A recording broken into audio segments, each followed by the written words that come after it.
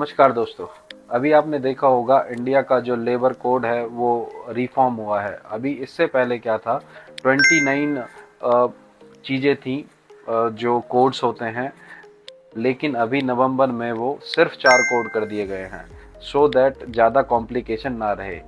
Basically ये 4 category में बांटे गए हैं। एक कैटेगरी होगी आपका आईआर यानी कि इंडस्ट्रियल रिलेशन, एक हो गया कोड ऑफ वेजेस, एक हो गया स्टेचुरी कंप्लाइंसेस जिसको आप बहुत सी जगह सोशल सिक्योरिटी बोला जाता है, और एक आपका हो गया आपका हेल्थ एंड सेफ्टी।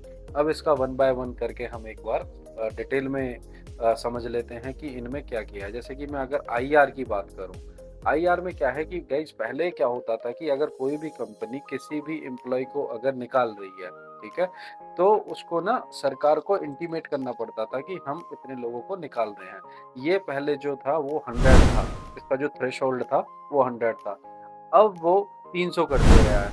समझ रहे हो एम्प्लॉयर के लिए कितना आसान कर दिया गया है कि कोई भी कंपनी 60, 70, 100 लोगों को तो ऐसे ही निकाल सकती है, जो कि मुझे नहीं लगता कि ये एम्प्लॉय के फेवर में है। ये जो फेवर में है सीधा सीधा गवर्नमेंट के ही फेवर में है। अभी इन्होंने क्या करा है, मिनिमम वर्किंग आवर्स हैं जो 48 आवर्स कर दिए हैं। इसमें भी बहुत कंफ्यूजन है। अब जो ये 48 आवर्स है ये इंक्लूडिंग लंच है या फिर कैसे हैं, पता ही नहीं चल रहा है। मतलब मुझे तो ऐसा लग रहा है जितने भी ये बेनिफिट्स हैं गवर्नमेंट ने अपनी तरीके से रिफॉर्म किए हैं। लेकिन इसमें एक अच्छी चीज़ हुई है।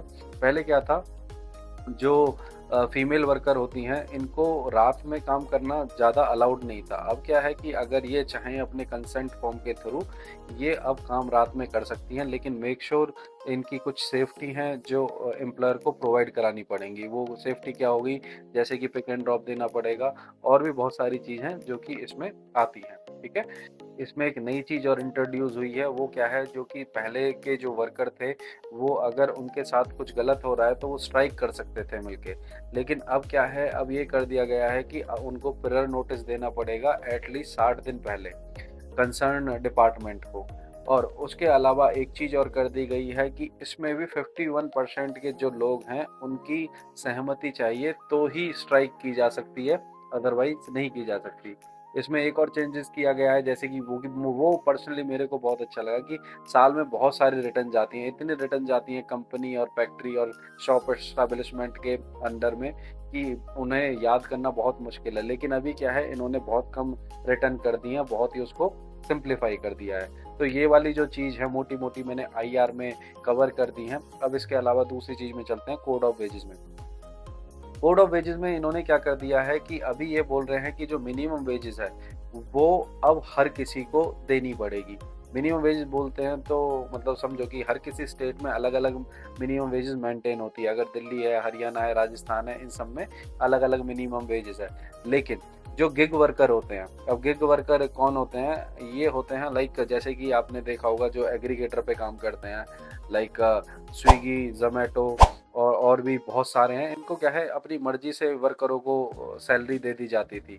ठीक है, अब ये वाला सिस्टम खत्म हो गया है। अब सबको इक्वल रिम्यूनरेशन के उसमें माना जाएगा, तो अब सबको सैलरी बराबर बनेगी। दूसरा इनके लिए बहुत अच्छा काम किया है, इनको पहले किसी भी उसमें कवर नहीं होते थे, किसी भी इंश्योरेंस वगैरह के उसमें, अब ये उसमें कवर होने लगेंगे। सभी एम्प्लॉयर को अब जो सैलरी है वो 7 तारीख से पहले देनी पड़ेगी। और इसके अलावा इन्होंने क्या कर दिया है, जो कि मतलब मेरे को पर्सनली बहुत अच्छा लगा, जो बेसिक सैलरी है वो 50% मिनिमम कर दी गई है। इससे क्या होगा, हो सकता है कुछ लोगों की जो टेक होम सैलरी है हो सकता है वो कम हो जाए, लेकिन ये जो बेनिफिट्स उन्हें होने वाले हैं ये उन्हें लेटर रिटायरमेंट के टाइम पे होने वाले हैं, जो कि उन्हीं के फेवर में है, क्योंकि आज के टाइम में आपको पता है सेविंग बहुत बड़ा कंसर्न होता है। तो जो कोड ऑफ वेजेस हैं, कोड ऑफ वेजेस में मोटा मोटा यही है। अब अगला आ जाता है आपका ये सोशल सिक्योरिटी और स्टेचुरी कंप्लाइंसेस। अब इसमें हम समझते हैं इसमें क्या इन्होंने नया किया है। अभी जैसे कि जैसे मैंने आपको बताया कि बेसिक सैलरी अगर बहुत बढ़ जाएगी तो उससे क्या होगा, जैसे कि हमारे बेसिक सैलरी से ना बहुत सारी चीज़ जुड़ी हुई हैं। जब भी हम किसी कंपनी को छोड़ते हैं या फिर उससे रिटायर होते हैं तो हमारे जितने भी हमें पर्क्स मिलते हैं वो बेसिक सैलरी के ही आधार पे मिलते हैं। तो इससे क्या होगा, जो मेरा पीएफ में बहुत फ़र्क पड़ जाएगा, मेरे रिटायरमेंट पे जो पीएफ आएगा वो बहुत अच्छा आएगा। दूसरा जो ग्रेजुएटी होगी, ग्रेजुएटी का इम्पैक्ट बहुत अच्छा पड़ेगा, क्योंकि अभी जो ग्रेजुएटी है कंपनी मिनिमम बेसिक सैलरी रख के उस पे देना चाहती हैं। लेकिन जब से ये फॉर्म रिफॉर्म हो गया है तो एम्प्लॉय के फेवर में हो जाएगा। अलावा क्या किया गया है, जैसे मैंने आपको वर्किंग आवर्स का बोला है कि 48 आवर्स का वर्किंग आवर्स हो गए हैं। अब इसमें भी एक चीज़ कर दी गई है, अगर लेट्स से कि वर्किंग आवर्स और ज़्यादा एक्सटेंड हो रहे हैं 48 आवर्स से, अब उस पे क्या है डबल पे देना पड़ेगा कंपनी को, जिसमें कोई भी मतलब ऐसा नहीं है कि वो नहीं देंगे। ये उन्होंने रिफॉर्म कर दिया है तो उनको डबल ओवरटाइम देना पड़ेगा। पहले क्या होता था, जो कंपनियां थी ये ऑफर लेटर शेयर नहीं करती थी। अब मैंडेटरी हो गया है कि विदाउट ऑफर लेटर किसी को कंसिडरेशन ही नहीं करा जाएगा। अब यहाँ पे बहुत सारे लोगों को कन्फ्यूज़न होगी, हम बेसिकली जो बात कर रहे हैं, हम ब्लू कॉलर की बात कर रहे हैं, हम व्हाइट कॉलर की बात ही नहीं कर रहे हैं।